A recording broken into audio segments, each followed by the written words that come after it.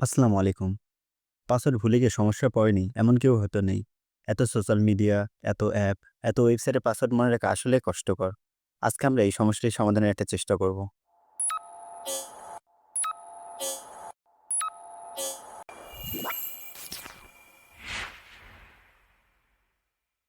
বর্তমান সময়ে আমরা অনেক সোশ্যাল মিডিয়া ব্যবহার করি। এর পাশাপাশি কেনাকাটা, এআই সহ আর অন্যান্য কাজের জন্য আরও ১ ডজন অ্যাপ ও ওয়েবসাইট ব্যবহার করি। অ্যাকাউন্টের নিরাপত্তার জন্য প্রতিটাই পাসওয়ার্ড বড় আর কঠিন রাখা আবশ্যক। কিন্তু তাহলে এতগুলো পাসওয়ার্ড কিভাবে মনে রাখবেন? সত্যি বলতে এত পাসওয়ার্ড মনে রাখার প্রয়োজনই নেই। এই মনে রাখার সমস্যার সবথেকে সহজ এবং সেরা সমাধান পাসওয়ার্ড ম্যানেজার। এখন প্রশ্ন হলো, এই পাসওয়ার্ড ম্যানেজার জিনিসটা কি? পাসওয়ার্ড ম্যানেজার একটি টুলস বা বলা যায় ডেটাবেস, যেখানে আপনার সব পাসওয়ার্ড এনক্রিপ্টেড ফরম্যাটে নিরাপদে থাকে। এর মাধ্যমে শুধু একটি মাস্টার পাসওয়ার্ড মনে রাখলে আপনি আপনার সব পাসওয়ার্ড অ্যাক্সেস করতে পারবেন। কথাগুলো হয়তো অনেকের কাছে একটু কঠিন লাগছে। সমস্যা নেই, সরাসরি উদাহরণ দিয়ে বুঝিয়ে দিচ্ছি। পাসওয়ার্ড ম্যানেজারের মধ্যে অন্যতম জনপ্রিয় বিটওয়ার্ডেন। এছাড়া proton pass, Nord pass, on pass, কি পাস ইত্যাদি অনেক জনপ্রিয়। বেশ অনেক পাসওয়ার্ড ম্যানেজার ব্যবহার করে আমার ব্যক্তিগতভাবে ২ টি ফ্রি ও ওপেন সোর্স পাসওয়ার্ড ম্যানেজার সবথেকে ভালো লেগেছে। ১. বিটওয়ার্ডেন, ২. Proton pass. বিটওয়ার্ডেন আমি নিজেও ব্যবহার করছি।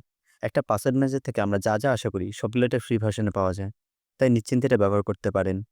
এটির অ্যাপ, ব্রাউজার এক্সটেনশন ও ওয়েব ভার্সন আছে। অন্যদিকে প্রোটন পাসের ইউআই এক কথায় অসাধারণ। এর বেসিক সব ফিচার ফ্রি হলেও কিছু ফিচারের রেস্ট্রিকশন আছে। তবে আমাদের জীবন চলার পথে যা লাগে সবগুলো ফ্রিতে অ্যাক্সেস করা যায়। তাই বিশেষ কোনো সমস্যা হওয়ার কথা না। এরও অ্যাপ, ব্রাউজার এক্সটেনশন ও ওয়েব ভার্সন আছে। এখানে আপনাদের দেখানোর সুবিধার্থে বিটওয়ার্ডেনের ওয়েব ভার্সন দিয়ে সব কাজগুলো দেখিয়ে দিচ্ছি। বিটওয়ার্ডেনে লগইন করার পর আমার সেভ করা সব পাসওয়ার্ড এখানে দেখাচ্ছে। এখান থেকে আমি চাইলে যেকোনো একটা তথ্য দেখতে পারবো। এছাড়াও দেখুন পাশে email, social media, AI, e-commerce ইত্যাদি ফোল্ডার আছে। আমি চাইলে ফোল্ডার অনুসারে সবকিছু অ্যাক্সেস করতে পারবো। এখন যদি প্লাস নিউ এ ক্লিক করি, তাহলে দেখুন এখানে login, card, identity, note show করছে। আপনি লগইন ডাটা এখানে সেভ করতে চাইলে এই অপশনে ক্লিক করবেন। একইভাবে কার্ড ইনফরমেশন, কন্ট্যাক্ট নাম্বার বা কোনো নোট সেভ করে রাখতে চাইলে অন্যান্য অপশনগুলো ট্রাই করতে পারেন। আমি আপনাদের দেখার সুবিধার্থে একবার করে দেখাচ্ছি। লগইনে ক্লিক করলে নেম, ফোল্ডার সহ আরও অনেকগুলো ঘর দেখা যাচ্ছে। নামে আপনি যে নামটি দিয়ে এটা আইডেন্টিফাই করবেন সেটি লিখবেন। যেমন আমি এখানে দেখুন মেইন জিমেইল লিখলাম। ফোল্ডারে আপনি যে ফোল্ডারে এই পাসওয়ার্ডটি রাখতে চান সেটি সিলেক্ট করুন, অথবা প্রয়োজনে ফোল্ডার বানিয়ে নিন। ইউজার নামে আপনি আপনার ইমেইল, ফোন নাম্বার বা ইউজার নেম যেটি আপনি ব্যবহার করবেন সেটি দিন। পাসওয়ার্ড, ওয়েবসাইট এই তথ্যগুলো পূরণ করে এটা সম্পর্কে যদি আপনার কোনো নোট লেখার থাকে তাহলে সেটা কমেন্ট অপশনে লিখতে পারেন। যেমন আমি লিখলাম, "this is my main email." আরো যদি আপনি কোনো কাস্টম ফিল্ড যুক্ত করতে চান, তাহলে এখানে নিচে কাস্টম ফিল্ড নামে একটা অপশন আছে। সেখানে আপনি সেটা যুক্ত করতে পারেন। এরপর সেভ বাটনে ক্লিক করলেই কাজ শেষ। যেহেতু আমরা লগইন ডাটা নিয়ে কথা বলছিলাম, তাই এখানে সেই ব্যাপারে বিস্তারিত দেখালাম। অন্যান্যগুলো জাস্ট এক নজরে দেখিয়ে দিচ্ছি। বাকি কোনগুলো প্রয়োজন হলে নিজে এক্সপ্লোর করে দেখলেই বুঝতে পারবেন ইনশাআল্লাহ। আমি এটা ওয়েব ভার্শনে দেখালাম। এর মোবাইল অ্যাপ ও ব্রাউজার এক্সটেনশন কেমন হবে সেটা একবার দেখিয়ে দিচ্ছি। এই দেখুন, এটা মোবাইল অ্যাপ। সবকিছু যেরকম দেখালাম ওরকমই। ব্রাউজার এক্সটেনশনে দেখুন, অনেকটা মোবাইলের মতোই। এখন ব্রাউজারের অটোফিল ব্যাপারটা কিভাবে কাজ করে সেটাও একবার দেখিয়ে দেই। তবে হ্যাঁ, এর জন্য আগে একবার মাস্টার পাসওয়ার্ড দিয়ে এক্সটেনশন অ্যাক্টিভ করে নেওয়া লাগবে। ধরুন আমি এমএনআর ব্লগে লগইন করব।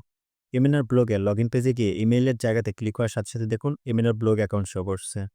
এর পাশাপাশি যদি এক্সটেনশন এখানে ক্লিক করি তাহলে দেখুন এখানে সরাসরি এমএনআর ব্লগ শো করছে। এখানে থাকা ফিল অপশনে ক্লিক করলে দেখুন অটোফিল হয়ে যাচ্ছে। মোবাইলে যদি আমি একইভাবে ইমেইলের অংশতে ক্লিক করি, দেখুন নিচে বিটওয়ার্ডেন অপশন চলে এসেছে। এখানে ক্লিক করে একবার মাস্টার পাসওয়ার্ড দিলেই সব অপশন চলে আসবে। এখানে ফিল অপশনে ক্লিক করলে অটোফিলের কাজ করতে পারবেন। ব্রাউজারে বিল্ট ইন ভাবে এরকম অটোফিল ব্যবহার করা যায়, কিন্তু এতটা গোছানোভাবে ব্যবহার করা যায় না। এবার আসি সুবিধা-অসুবিধায়। সুবিধার কথা বলতে গেলে, যেহেতু মনে রাখার প্রয়োজন নেই, তাই অটো জেনারেট করা একদম শক্তিশালী পাসওয়ার্ড ব্যবহার করতে পারবেন। কোনো জায়গায় পাসওয়ার্ড পুনরাবৃত্তি করারও কোনো প্রয়োজন হবে না। ফলে হ্যাকিং থেকে এক ধাপ নিরাপদে থাকতে পারবেন। এর ডাটা অ্যাক্সেস করা এক প্রকার অসম্ভব। আপনার ইমেইল অ্যাক্সেসও যদি অন্য কারো কাছে চলে যায়, তবুও আপনার মাস্টার পাসওয়ার্ড ছাড়া এর ডাটা কোনোভাবে অ্যাক্সেস করা যাবে না। যেকোনো জায়গাতে লগইন করার জন্য বারবার পাসওয়ার্ড টাইপ করতে হবে না। অটোফিল ব্যবহার করে আপনি খুব দ্রুত সহজে পাসওয়ার্ড ইনপুট করতে পারবেন, যার ফলে অনেক সময় বাঁচবে। সুবিধার পাশাপাশি এর অসুবিধার দিকগুলো জানার প্রয়োজন আছে। প্রথমত, কোনোভাবে মাস্টার পাসওয়ার্ড ভুলে গেলে বা হারিয়ে ফেললে এক প্রকার অ্যাকাউন্টে আর অ্যাক্সেস করার সুযোগ নেই। এজন্য মাস্টার পাসওয়ার্ড কঠিন আর মনে রাখার উপযোগী দিতে হবে। প্রয়োজনে কোথাও লিখে রাখতে হবে। কোনোভাবে এর অ্যাক্সেস অন্য কারো কাছে চলে গেলে সব ডাটা তার কাছে চলে যাবে। তবে এটা সমাধানের জন্য একটা বোনাস টিপস ভিডিও শেষ অংশে দেব। মূল অ্যাপ বা এক্সটেনশনে প্রথমবার লগ ইন করতে হয়। এটা অনেকের কাছে বিরক্তিকর লাগতে পারে। বোনাস টিপস, আপনি ৩ থেকে ৪ বর্ণের কিছু একটা ভাবুন। ধরুন আমি এবিসিডি পড়লাম। এবার যখন আমি কোনো স্থানে পাসওয়ার্ড দেব, তখন বিটওয়ার্ডেন থেকে জেনারেট করা বা যেই পাসওয়ার্ডটি আমি ব্যবহার করব, সেটি সামনে, পিছনে বা যেকোনো একটা জায়গায় এটি দিয়ে রাখবো। যেমন ধরুন আমি হলো বিটওয়ার্ডেনে সেভ করলাম 1 2 3 4 5 6 7 8 9। এর মাঝে অন এর পর এবিসিডি যুক্ত করলাম। অর্থাৎ পাসওয়ার্ড হলো কি অন এবিসিডি 2 3 4 5 6 7 8 9 এটা দিলাম। বিটওয়ার্ডেনে 1 2 3 4 থেকে শুরু করে 9 পর্যন্ত থাকলেও এবিসিডি কিন্তু নেই। তাই কেউ কল্পনাও করতে পারবে না আপনি কি পাসওয়ার্ড ব্যবহার করেছেন। এর ফলে যদি কেউ আপনার পাসওয়ার্ড ম্যানেজার অ্যাক্সেস নিতেও পারে, তবু কোনো লাভ নেই। কোনো অ্যাকাউন্টের অ্যাক্সেস করতে পারবে না। তাহলে আজ এই অবধি। কোনো বিষয়ে প্রশ্ন থাকলে নির্দ্বিধায় কমেন্ট করতে পারেন। আল্লাহ হাফেজ।